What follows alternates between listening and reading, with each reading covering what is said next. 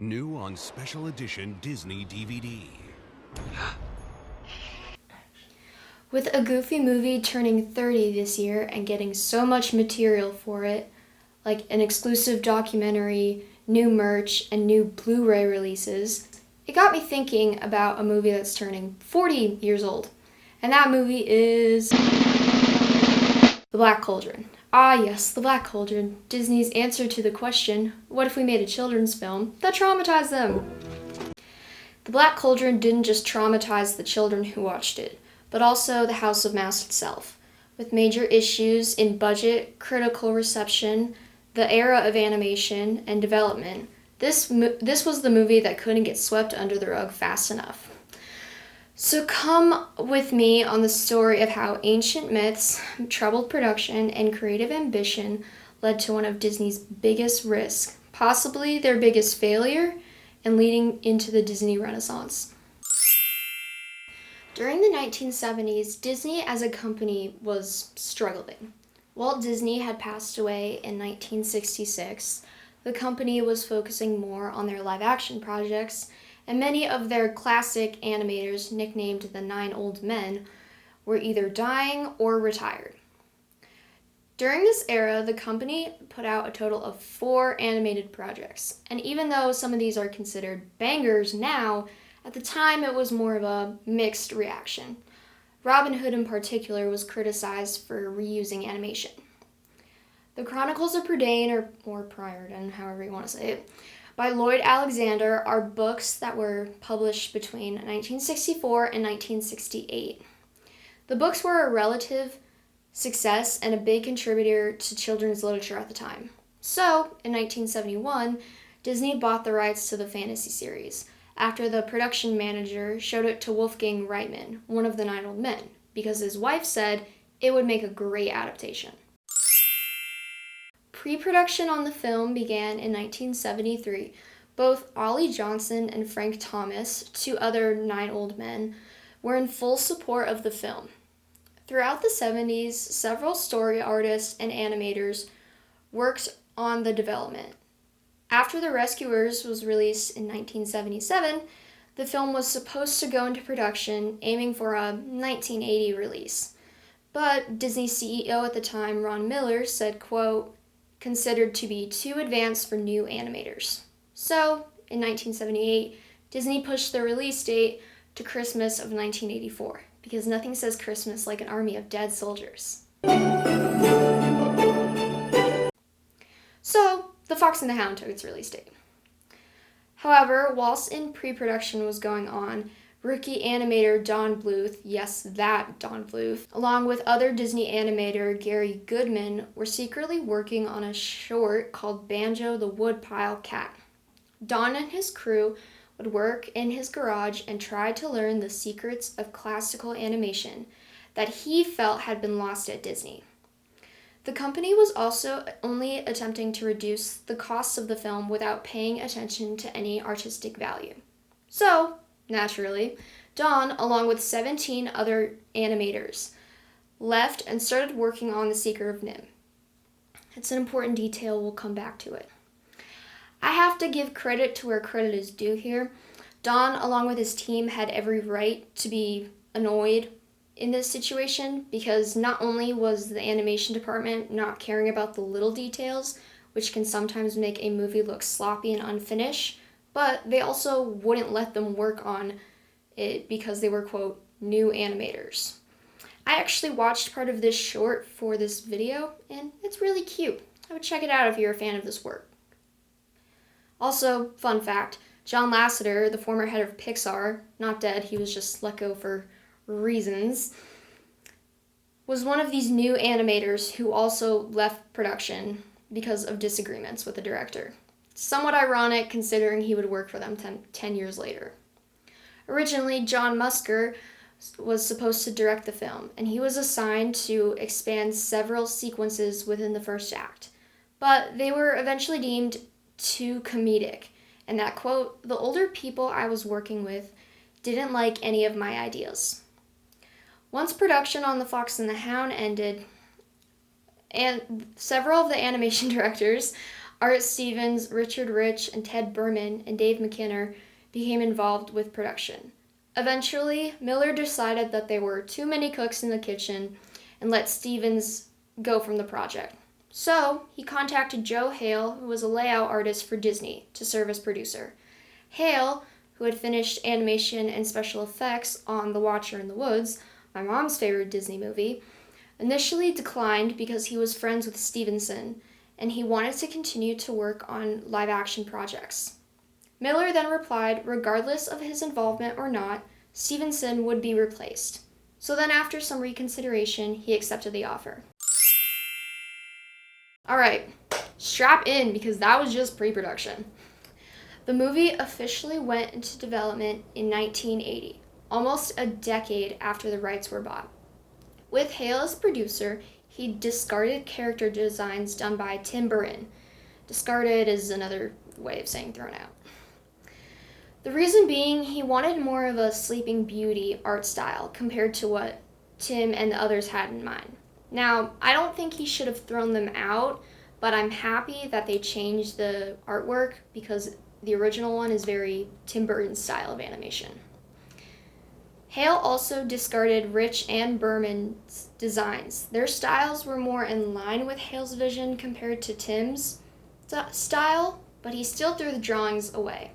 Now, I know very little about animation, but I do know it's a very long process that can take months or years, so I would have been angry if that was me. And they actually had to bring a 9 old men out of retirement, Milton Call, I don't know how to pronounce it, so that he could clean up the animation.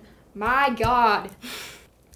Since this movie is based on a book series, they kind of ran into something that I like to call the Harry Hobbit theory. Now, what do I mean by this?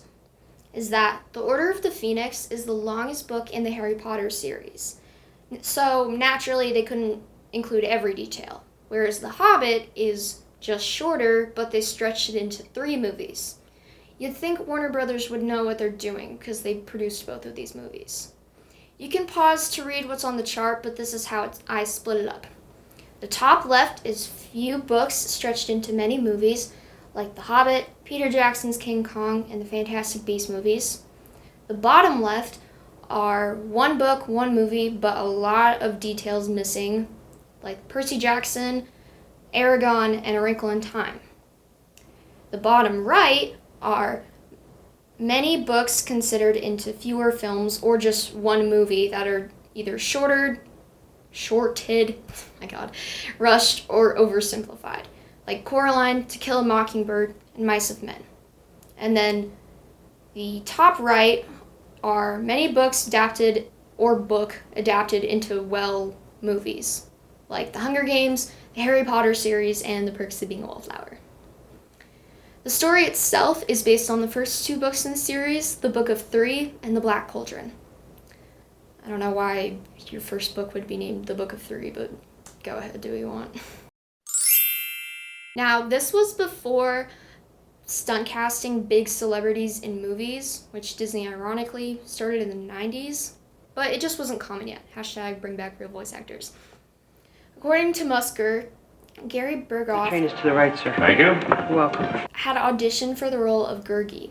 He tried numerous voices to the irritation of Ted Berman, and since they had no idea how the character was going to sound, after 3 hours, the directors were angry and Berghoff refused to leave the studio, so they threw him out. I think that's funny, because I would have done the exact same thing. Eventually, the part went to John Breyer. He felt inspired to add a child inflection when doing the voice. In 1981, Disney's OG It Girl, Hayley Mills, said she was considered for the part of Princess Alonwe, and even discussed it with the directors. But the part eventually went to Susan Sheridan, who was more known for British cartoons. Later, in 1983, a special aired on Disney Channel called Backstage at Disney. OG movie surfers? Anyone? Hale stated that Jonathan Winters, aka Papa Smurf in the live-action Smurf movies, was going to voice the Horned King. The role eventually went to Arthur Mallet, who ironically was in The Secret of NIMH. Kind of cheating, if you ask me. Originally, before the film's 1984 release, the film was shown privately at the studio in Burbank, California. Place on earth that is quite like Burbank. The film was widely considered too dark and scary for children. The new chairman at the time, Jeffrey Katzenberg, co-founder of freaking DreamWorks, decided that the scene should be cut. There's actually 12 to 15 minutes of cut animation and is considered partially found thanks to the Lost Media wiki page. Yesterworld has a video with some of the footage, so I would check it out. Michael Eisner told Katzenberg to stop cutting footage. Even though he did as he was told, the film was heavily modified and pushed back one final time to July of 1985. Something that is cool about the movie's animation is that they used a new technique called the Animation Photo Transfer Process, or APT for short, which is a method of transferring lines or solid colors photographically onto an acetate sheet. They actually went on to use this for the rest of the decade with The Great Mouse Detective, Oliver and Company, a banger of a movie by the way, and Little Mermaid. And this also was technically the first Disney movie to use CGI, despite them constantly ignoring it. So, after 14 years of delays, arguments, and animators dropping like flies, the movie was finally released on July 24th, 1985. And was it worth it? No, they were whelmed to say the least. You're overwhelmed, Freeze was underwhelmed. Why isn't anyone ever just whelmed? Apparently on opening weekend, it was outgrossed by the Care Bears movie. It's not okay. No, I'm not joking.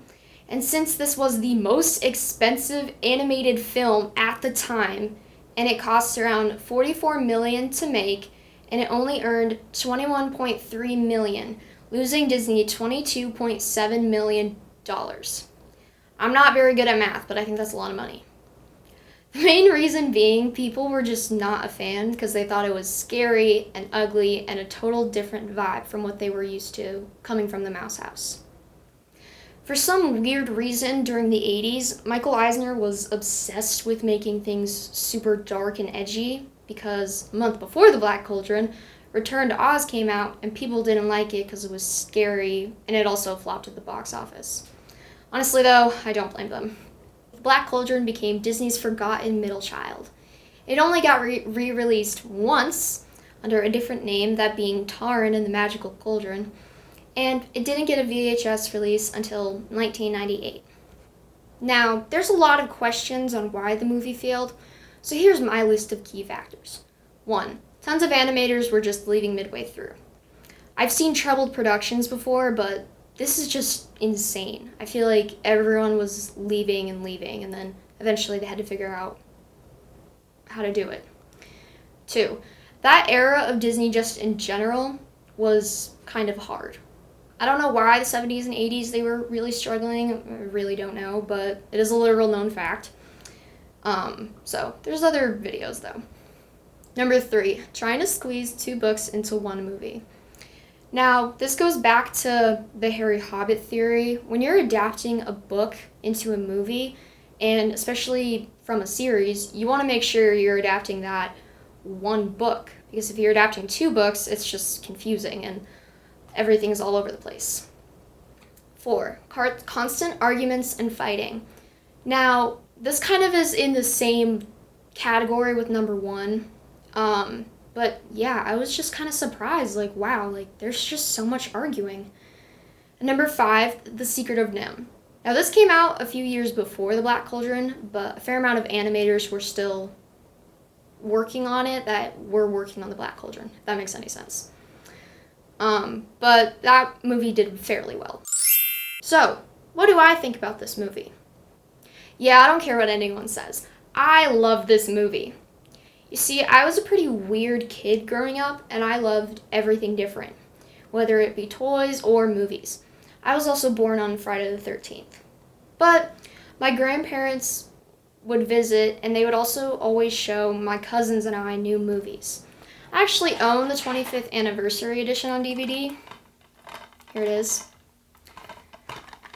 And I feel like this movie really kicked off my fantasy mystery obsession.